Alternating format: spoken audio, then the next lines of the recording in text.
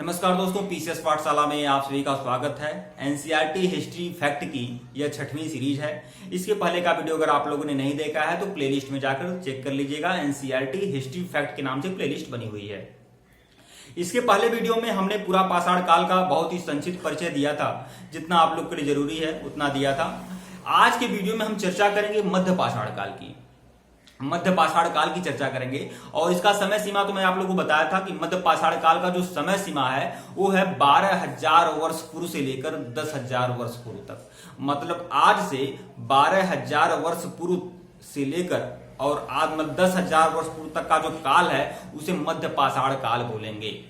मध्य पाषाण काल को मेसोलिथ युग भी बोला जाता है। विद्वानों ने उसे मेसोलिथ युग कहा है। और उस समय और मध्य पाषाण काल में जो औजार हुआ करते थे, जो पूरा पाषाण कालीन जो औजार होते थे, उनसे कुछ छोटे छोटे औजार बनाए जाने लगे थे मध्य पाषाण काल में। इसलिए उन औजारों को माइक्रोलिथ कहा गया और उस समय के युग को मेसोलिथ युग कहा गया।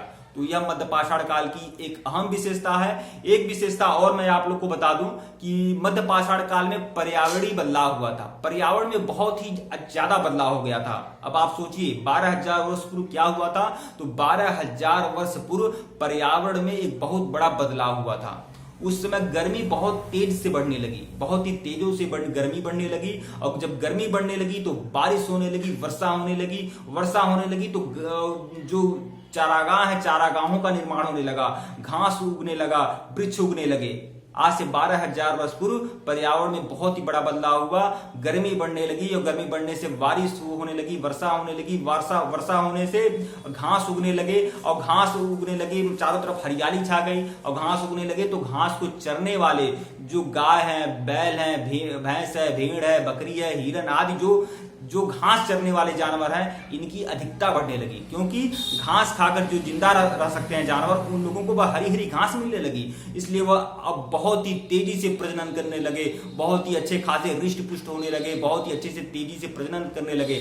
और जिससे आप कह सकते हैं शाकाहारी पशुओं की बहुत ही ज्यादा आबादी बढ़ने लगी मध्य पाषाण काल में। क्योंकि घास के मैदान विकसित होने लगे। और घास के मैदान किस लिए विकसित होने लगे? क्योंकि पर्यावरण में बहुत ही अच्छा बदलाव हो गया था।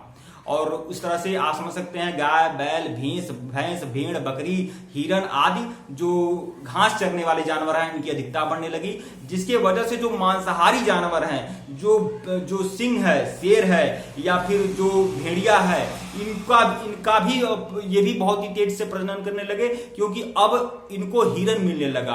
अब इनको गाय, बैल, भैंस, भेड़, बकरी आदि जानवर का शिकार करके वह खाने लगे। तो इसलिए अब हिंसक और अहिंसक दोनों जानवरों की आबादी बहुत ही तेज गति से बढ़ने लगी और पर्यावरण में बहुत ही बड़ा बदलाव हो गया था।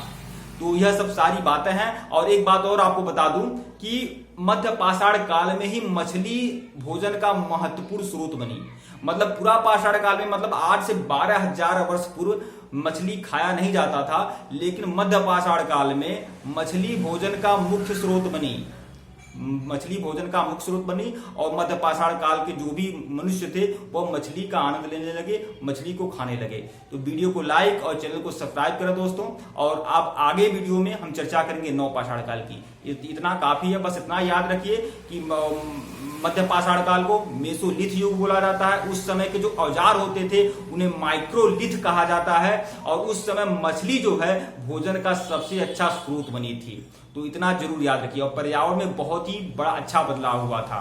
और उसी समय पर्यावरण में अच्छा बदलाव हुआ था। गर्मी बढ़ने लगी, गर्मी बढ़ने से वर्षा होने लगा, वर्षा होने से चारागाहों का निर्माण होने लगा, चारागाहों का निर्माण होने से गाय, बैल, भैंस, भेड़, बकरी, हिरन आदि जो घास चरने वाले जानवर हैं उनका विकास होने लगा। और जब उनका विकास होने लगेगा तो जो मतलब शाकाहारी पशु को खाने वाले जो मांसाहारी पशु हैं उनका भी विकास होने लगा। क्योंकि अब उन्हें अच्छे शाकाहारी जीव मिलने लगे। अब वो उन्हें खाकर वह भी हिष्ट पुष्ट होने लगे।